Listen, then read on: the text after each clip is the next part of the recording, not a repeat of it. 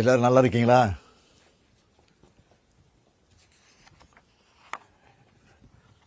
காணொலி காட்சி வாயிலாக கிராம சபை கூட்டங்களை கலந்து கொண்டு சிறப்பித்துக் கொண்டிருக்கக்கூடிய மாவட்ட ஆட்சித்தலைவர்களே, உள்ளாட்சி அமைப்புகளின் பிரதிநிதிகளே, அரசு உயர் அலுவலர்களே, கிராம சபை கூட்டத்தில் கலந்து கொள்ள வந்துள்ள மதிப்பிற்குரிய பொதுமக்களே, பத்திரிகை மற்றும் ஊடகத்துறை சார்ந்திருக்கக்கூடிய நண்பர்களே, உங்கள் அனைவருக்கும் என்னுடைய அன்பான வணக்கம்.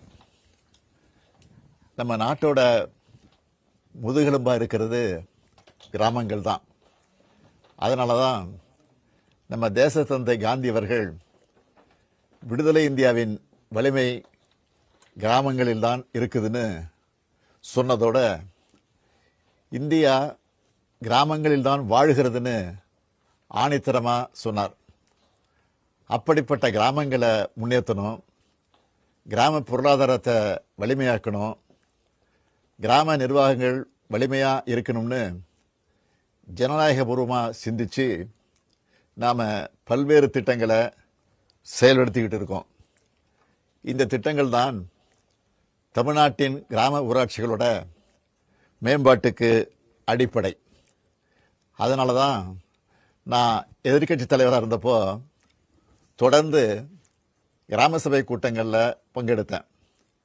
உங்கள் ஆதரவோட முதலமைச்சரான பிறகு இப்போ 3வது முறையாக கிராம சபை கூட்டத்தில் பங்கேற்கிறேன். இன்னும் பெருமையோடு சொல்கிறேன், வேறு எந்த முதலமைச்சரும் இப்படி கிராம சபை கூட்டங்களில் பங்கேற்றது இல்லை. அதுலேயும் தமிழ்நாட்டு வரலாற்றிலேயே இவ்வளவு பெரிய அளவில் 10,000க்கு மேற்பட்ட ஊராட்சிகளையும் இணைய வசதி மூலமாக இணைச்சு கிராம சபை கூட்டத்தை நடத்துறது இதுதான் முதல் முறை. இதை சாத்தியப்படுத்திய மாண்புமிகு தகவல் தொழில்நுட்பவியல் மற்றும் டிஜிட்டல் சேவைகள் துறையினுடைய அமைச்சர் முனைவர் PTR பழனிவேல் தியாகராஜன் அவர்களுக்கும் அவருக்கு துணை நிற்கும் அதிகாரிகளுக்கும் பாராட்டுக்கள், வாழ்த்துக்கள். அதே போல் நம்ம ஜனநாயக அமைப்போட அடித்தளமான கிராமங்களை உயர்த்த பணியாற்றி வரும் மாண்புமிகு ஊரக வளர்ச்சித்துறை அமைச்சர் திரு பெரியசாமி அவர்களுக்கும் அவருக்கு துணை நிற்கும் துறையின் செயலாளர் திரு ககன்தீப் சிங் பேடி IAS அவர்களுக்கும் திரு பொன்னையா உள்ளிட்ட அரசு அலுவலர்களுக்கும் பாராட்டுக்கள், வாழ்த்துக்கள். என்றைக்கும் மக்களோட மக்களாக இருந்து பணியாற்றக்கூடிய இந்த எண்ணத்தை நமக்குள்ள விதைச்சவர் தமிழ்நாட்டின் தலைமகனான பேரறிஞர் அண்ணா அவர்கள். அவர்தான் மக்களிடம் செல், அவர்களுடன் வாழ், அவர்களிடமிருந்து கற்றுக்கொள், அவர்களை நேசி, அவர்களுக்கு சேவை செய்யன்னு நமக்கு கட்டளையிட்டு நம்மை எல்லாம் ஆளாக்கியவர். பேரறிஞர் அண்ணா காட்டிய பாதையில் தான் முத்தமிழறிஞர் கலைஞர் அவர்கள் சமூக நீதி, சமத்துவம், சமதர்மம் போன்ற உயர்ந்த லட்சியங்களை செயல்படுத்துறத நோக்கமாக கொண்டு திராவிட முன்னேற்ற கழக ஆட்சிகளை வழிநடத்தினார். தலைவர் கலைஞரின் வழித்தடத்தில் தான் நம்ம திராவிட மாடல் அரசும் பல்வேறு முன்னெடுப்புகளை செயல்படுத்தி சமத்துவம், சமதர்மம் மற்றும் சமூக நீதியை நிலைநாட்டி வருது. நாட்டுக்கே வழிகாட்டும் மாதிரியான ஏராளமான திட்டங்களை நீங்கள் உருவாக்கின நம்ம திராவிட மாடல் அரசு உருவாக்கியிருக்கு. கிராமப்புற பொருளாதாரத்தையும் பெண்களோட முன்னேற்றத்தையும் சாத்தியப்படுத்தின மாபெரும் திட்டம் மகளிர் சுய உதவி குழுக்கள் திட்டம். உங்களில் நிறைய பேர் சுய உதவி குழுக்களால் பயனடைஞ்சிருப்பீங்க. துணை முதலமைச்சராக இருந்தப்போ நானே பல மணி நேரம் மேடைகளில் நின்று சுடல் நிதி வழங்கியிருக்கிறேன். இதோட அடுத்த கட்ட பாய்ச்சலாக தான் மகளிர் உரிமை தொகை கொடுக்குறோம். நீங்கள் எல்லாரும் கட்டணம் இல்லாமல் பஸ்ஸில் போகிறீங்களே, அந்த விடியல் பயண திட்டம் பெண்கள் முன்னேற்றத்தில் எவ்வளோ பெரிய பங்களிப்பை செலுத்துதுன்னு எண்ணி பாருங்க. நீங்கள் காலையில் சீக்கிரம் வேலைக்கு போகணும்னு அவசரமாக கிளம்புவீங்க. அதுக்கு நடுவில் சமையல் செய்யணும், ஆனால் அந்த சுமையை குறைக்க அரசு பள்ளிகளை படிக்கிற நம்ம குழந்தைகளுக்கு சத்தாகவும் சுவையாகவும் காலை உணவு கொடுக்குறோம். நம்ம வீட்டு பசங்க காலேஜ் முடிச்சுட்டு வேலைக்கு போகிறதுக்கு தயாராக இருக்க அளவுக்கு நான் முதல்வன் திட்டத்தில் திறன் மேம்பாட்டு பயிற்சிகளை வழங்குகிறோம். நம்ம பசங்க படித்து முன்னேறி வரணும்னு புதுமை பெண், தமிழ் புதல்வன் போன்ற திட்டங்களை செயல்படுத்திட்டு இருக்கோம். இப்படி ஒவ்வொரு துறையிலையும் பல திட்டங்களை நம்ம திராவிட மாடல் அரசு செயல்படுத்திட்டு வருது. இதெல்லாம் முத்திரை திட்டங்கள். இதே போல் கிராம வளர்ச்சிக்குன்னு பல திட்டங்களை செயல்படுத்துகிறோம். கிராம மக்கள் தன்னுடைய ஊராட்சி நிர்வாகத்தில் பங்கேற்கவும் வளர்ச்சி பாதையில் கிராம ஊராட்சியை கொண்டு செல்லவும் உரிய உரிமைகளை அளிக்கணும் என்பதுதான் நம்ம அரசோட நோக்கம். அதுக்காக ஆண்டுதோறும் 6 முறை கிராம சபை கூட்டங்கள் நடத்தப்படுது. இந்த கிராம சபை கூட்டங்கள் தான் ஜனநாயகத்தோட முக்கியத்துவத்தை உணர வைக்கிற முக்கிய தருணம். நம்ம கிராமங்களோட தற்போதைய தேவைகள், வளர்ச்சி இலக்குகள் மற்றும் நலன்களை குறித்து நேரடியாக விவாதித்து தீர்மானங்களை நிறைவேற்றுற ஒரு விழாவாக கொண்டாடப்படணும். நம்ம திராவிட மாடல் அரசு சமூக நீதி, சமத்துவத்தை நிலைநாட்ட சுயமரியாதை அடிப்படையிலான சமூகத்தை உருவாக்கி வருது. இதோட ஒரு பகுதியாக தான் குடியிருப்புகள், சாலைகள், தெருக்களில் இழிவான தன்மையோட சாதி பெயர்கள் இருந்தால் அதை மாற்றி பொது பெயர்களை சூட்டும் நடவடிக்கை எடுக்கப்படுது.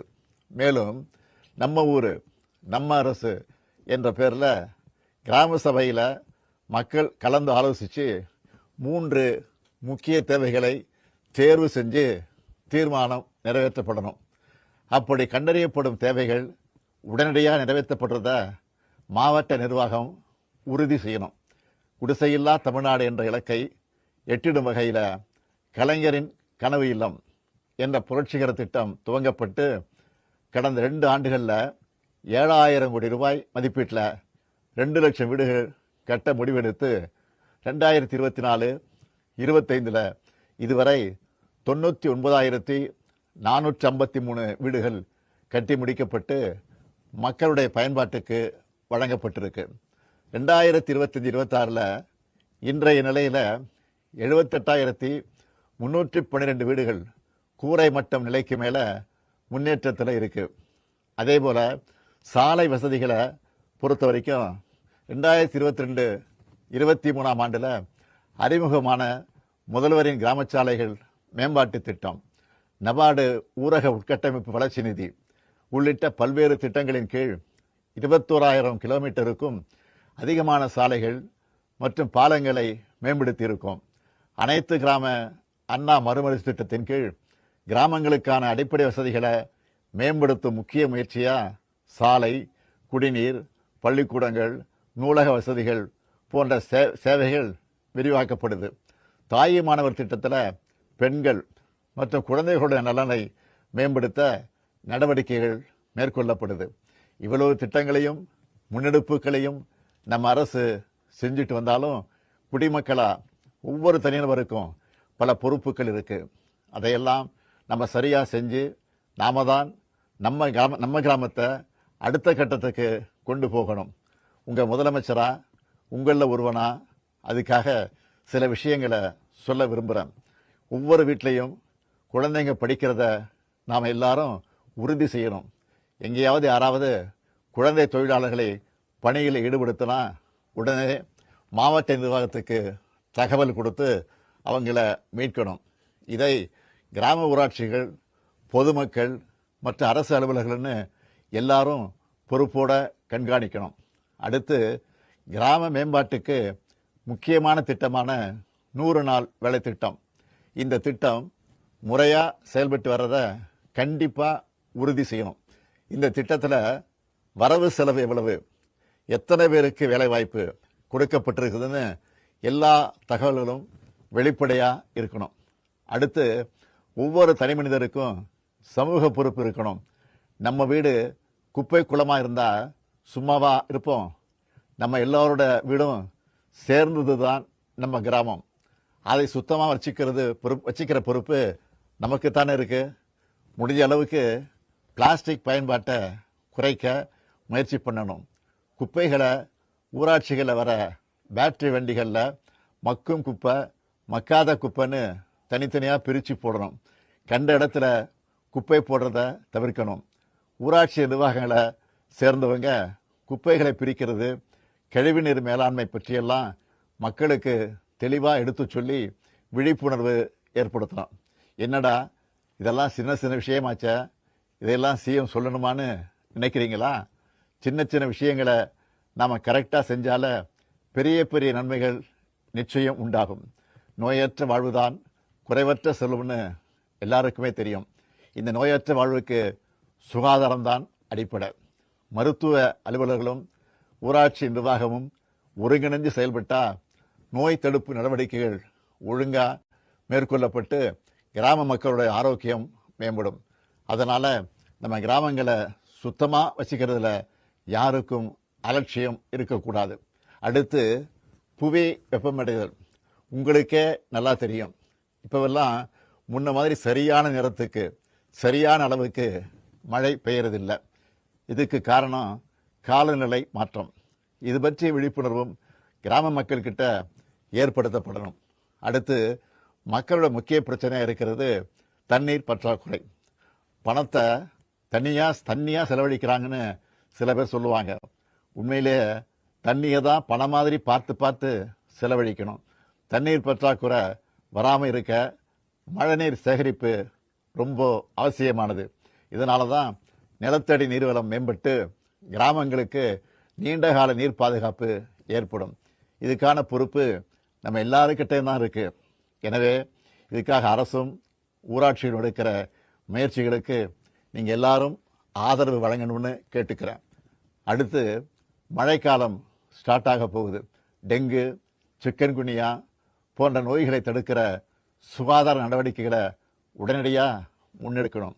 வடகிழக்கு பருவமழைக்கு முன்னாடியே எல்லா ஊராட்சிகளையும் அவசர முன்னெச்சரிக்கை நடவடிக்கைகள் எடுக்கணும். வீதிகள், குடிநீர், மின்சாரம், வடிகால் போன்ற அடிப்படை சேவைகள் பாதிக்கப்படாமல் இருக்க அவசர திட்டங்களை உடனே செயல்படுத்தணும்.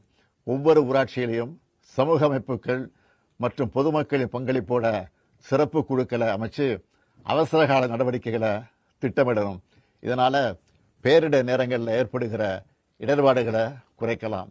அடுத்து நான் முக்கியமாக சொல்ல விரும்புகிறது கிராம ஊராட்சிகளின் நிர்வாகம், நிதி மேலாண்மை வெளிப்படையாக இருக்கணும். கிராம சபை மூலம் வரவு செலவு கணக்குகள் மக்களிடம் விளக்கப்பட்டு அவங்க ஒப்புதலோட செயல்படணும். ஒவ்வொரு ஊராட்சியும் எப்போ எவ்வளவு செலவிட்டோம்னு மக்கள் தெரிஞ்சிக்கிற வகையில் தகவல் பகிரப்படணும். இந்த கூட்டத்தில் நீங்கள் முன்வைக்கிற ஒவ்வொரு பரிந்துரையும் பல்வேறு திட்டங்கள் மூலம் பரிசீலிக்கப்பட்டு நிறைவேற்றப்படும். நம்ம கிராமங்கள் தான் எதிர்கால வளர்ச்சியை உறுதிப்படுத்துகிற முக்கிய அங்கமாக இருந்து வருது. நம்ம திராவிட மாடல் அரசை பொறுத்த வரைக்கும் மக்கள் பங்கேற்போட வளர்ச்சியை உறுதி செய்கிற அரசு இது. கிராமத்தின் வலிமை தான் மாநிலத்தின் வலிமைன்னு நம்ம செயல்பாடுகளால் நிரூபித்து காட்டுவோம். நன்றி, வணக்கம். சின்ன பையன் கால்வாய் தூர்வாருதல் 2 பெரிய ஒன்று முதல் சுடுகாடு வரை கால்வாய் தூர்வாருதல், 3வது சென்னன் பஸ்ரா கால்வாய் தூர்வாருதல், 4வது எம்ஜிஆர் நகர் கால்வாய் தூர்வாருதல். மழைநீர் சேகரிப்பு அமைப்புகள் அடைப்புகள் ஏதுமின்றி முறையாக பராமரிக்கப்பட்டுள்ளது எனவும் உறுதி செய்திட வேண்டும். பொருள் 6 கொசுக்கள் மூலம் பரவும் டெங்கு காய்ச்சல் தடுப்பு நடவடிக்கை. தமிழ்நாட்டில் உள்ள 12,525 கிராம ஊராட்சிகள் திறந்த வெளியில் மலம் கழித்தலற்ற ஊராட்சிகள் ODF பிளஸ் அஸ்பைரிங் என அறிவிக்கப்பட்டு பின்னர் அவை ODF பிளஸ் என்ற நிலையான திட அல்லது திரவ கழிவு மேலாண்மை வசதிகளை கொண்ட ஊராட்சிகள் ODF பிளஸ் அஸ்பைரிங் என்ற நிலையை அடைந்தன. அதன் அடுத்த கட்டமாக திட மற்றும் திரவ கழிவு மேலாண்மை வசதிகளை கொண்ட கிராம ஊராட்சிகள் தற்போது கிராம ஊராட்சிகள் ODF பிளஸ் அஸ்பைரிங் நிலையிலிருந்து ODF பிளஸ் ரைசிங் என்ற நிலையையும் ODF பிளஸ் மாடல் வில்லேஜ் என்ற நிலையையும் அடைய பெற்ற பின்னர் அனைத்து இலக்குகளையும் எழுதிய கிராம ஊராட்சிகளை கிராம சபையில் தீர்மானம் இயற்றி அவ்வூராட்சிகளை மேற்குறிப்பிட்டவாறு வகைப்படுத்தி அறிவிப்பு செய்திருக்க வேண்டும். எனவே கிராம ஊராட்சிகளில் தூய்மை பாரத இயக்கம் ஊரகம் திட்ட வழிகாட்டு நெறிமுறைகளின்படி திட மற்றும் திரவ கழிவு மேலாண்மையில் இலக்குகள் ஏறி ஓடிஎஸ் பிளஸ் அஸ்தேரி நிலையில் உள்ள ஊராட்சிகள் கல்விகளுக்கு ஏற்ப கிராம ஊராட்சிகளை 11/10/2025 அன்று நடைபெறவிருக்கும் கிராம சபையில் கீழ்கண்டவாறு தீர்மான பொருள் சேர்க்க தெரிவிக்கப்பட்டுள்ளது.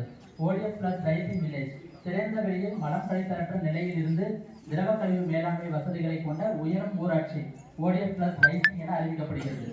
ஊராட்சி திட மற்றும் திரவ ஊராட்சி தூய்மையில் ஓடிஎஸ் பிளஸ் மாடல் வில்லேஜ் திட மற்றும் திரவ கழிவு மேலாண்மையில் தன்னறிவு பெற்ற கிராம ஊராட்சி பார்வைக்கு தூய்மையாக விளங்குவதால் மாடல் வில்லேஜ் என அறிவிக்கப்படுகிறது. முன்மாதிரி ஊராட்சி ஓடிஎஸ் பிளஸ் நுண்ணிய செயல்பாடுகள் குறித்து கிராம சபையில் சமூக தணிக்கை நடைபெற வேண்டும். மேலும் கிராம சபையில் நுண்ணுயிர் உரம் தயாரிப்பு மையத்தின் அனைத்து செயல்பாடுகளையும் முன்வைத்து இத்திட்டம் முறையாக வெளிப்படைத்தன்மையுடன் இருப்பதை உறுதி செய்து அதனை செம்மைப்படுத்துவதற்கான ஆலோசனைகள் குறித்து விவாதிக்கப்பட வேண்டும். இதில் வந்து ஓடிஎஃப் வில்லேஜ் வந்து நம்ம நீட்டாக இருக்குது, டாய்லெட் யூஸ் பண்ணுறது. ரெண்டாவது வந்து இந்த மக்கள் குப்பை மக்கள் வீட்டுக்கு வாங்க வராங்களா? நீங்கள் வந்து அந்த மக்கள் குப்பையை வந்து இந்த பிளாஸ்டிக் பாக்கெட்டில் வருது இல்லை, இப்போ வந்து நம்ம சோளமரம் சோளம் பாஸ்கர் சோளம் எல்லாமே ஒரு கவரில் கொடுக்குறாங்க. அந்த காலத்தில் எப்படி கொடுத்தாங்க?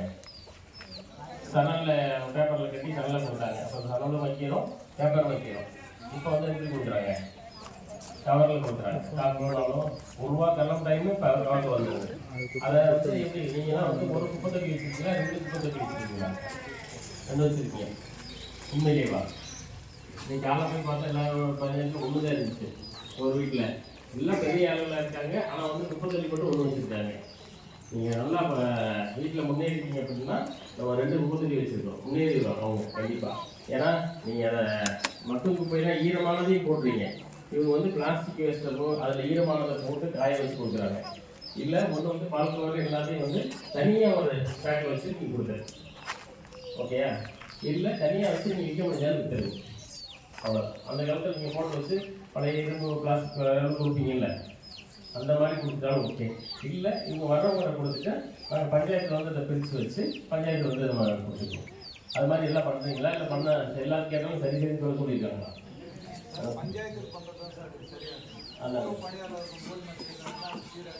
இல்ல அது வந்து வீட்டுல இல்ல வீட்டுல நம்ம குப்பை பிரிச்சு வீட்டுல 2 பக்கெட் வச்சு நம்ம பிரிச்சுதான் கொடுக்கணும். இல்ல அது எல்லாம் இல்ல பஞ்சாயத்துல வந்து அவங்க வந்து 2 பிரிச்சு கொடுக்க சொல்லிட்டா நீங்க கொடுக்கணும். ஓகேயா? அதுதான் வந்து கரெக்ட். அதை வந்து நீங்கள் இப்போ பிளாஸ்டிக் கவரில் போய் தனியாக வைக்காம அந்த கவரோட சாம்பார் ஊற்றிட்டீங்கன்னா அவங்க பிரிப்பாங்க. பிளாஸ்டிக்கையும் போட்டுட்டு சாம்பாரை அதில் ஊற்றிடுவாங்க. அப்புறம் அதை வச்சு கழுவுறதுக்கு திருப்பி நம்ம தண்ணி செலவழிச்சிட்டு இது பண்ணிட்டு இருக்கோம். திருப்பி ஒரு சொல்லி குப்பையோட போட்டோம்னா அதுக்கு பால் கவரை இது தனியாக பிரித்து பால் கவரை கூட ஒரு டைம் கழுவிட்டு நீங்கள் வச்சிட்டிங்கன்னா வீட்லேயும் சும்மா கிடைக்காது. அடுத்த நாள் வந்து அவங்க எடுத்துட்டு போயிடுவாங்க. புரியுது அவங்களுக்கு? அது மாதிரி பால் கவரை கட் பண்ணையில் அந்த முழுசாக கட் பண்ணி பீஸ் வெளியே போகிற மாதிரி கட் பண்ணக்கூடாது. ஏன்னா அதை வந்து திருப்பி வந்து ரீசைக்கிளுக்கு வராது. அதை கூட முக்கால்வாசி கட் பண்ணிவிட்டு பாலை ஊற்றிட்டு அது கவரோடு விட்டுறணும். எதையுமே வந்து நம்ம சாப்பிட்றோம் பிளாஸ்டிக் பிரிக்கையில் இப்போ 30 ரூபா வாங்கி அப்படின்னா இது தனியாக கட் பண்ணிடக்கூடாது. அது ஒரு 3/4 சைஸ் கட் பண்ணிவிட்டு அதில் பாலை ஊற்றிட்டு திருப்பி அப்படியே விட்டுட்டோம்னா அது கவரோடு இருக்கும். ஏன்னா அந்த ரீசைக்கிளுக்கு வந்து கடைசி வரை அது வெளியே போய் குப்பையாக போயிடாது. இல்லாட்டி ரீசைக்கிள் என்னன்னா மறுசுழற்சிக்கு வந்து அது கவருக்கு போய் எடுத்துட்டு திருப்பி வந்து நம்ம குடமாவோ வேற ஒரு பொருளாக வரும். இப்போ நீங்கள் வீட்டில் கூட யூஸ் பண்ணுறீங்கல்ல, அது ஏற்கனவே யூஸ் பண்ணால் ஒரு பிளாஸ்டிக் வேஸ்ட்டை செஞ்சு அதுக்கு யூஸ் பண்ணிடுவாங்க. அப்புறம் இதை குடத்தை போட்டிங்கன்னா குடத்துலேருந்து வேற சொட்டி பசங்களுக்குள்ள அந்த கருப்பு பைப்பு இருக்குல்ல, அது மாதிரி செய்வாங்க. கடைசியாக கிடைக்கிறது இந்த கருப்பு பைப்பு இருக்குல்ல, அது வந்து இந்த குவாலிட்டி இல்லாத பைப்பு தான். அந்த கருப்பு பைப்பு வரும். ஒயிட்டாக இருக்கிறதால கொஞ்சம் குவாலிட்டி கூட. அது மாதிரி உங்கள் பிளாஸ்டிக்லாம் விற்கல ஒயிட்டு கலந்து லைட் கலரில் இருந்தால் எல்லாமே வந்து விலை கூட வரும். அதை வந்து பிரித்து கரெக்டாக விற்கணும். இந்தியா சுதந்திரம் மட்டுமல்ல தூய்மையும் வளர்ச்சியும் கொண்டது என்பதை நான் அறிவேன். எனது தாய் திருநாட்டை சுத்தமாகவும் சுகாதாரமாகவும் வைத்துக் கொள்வேன்.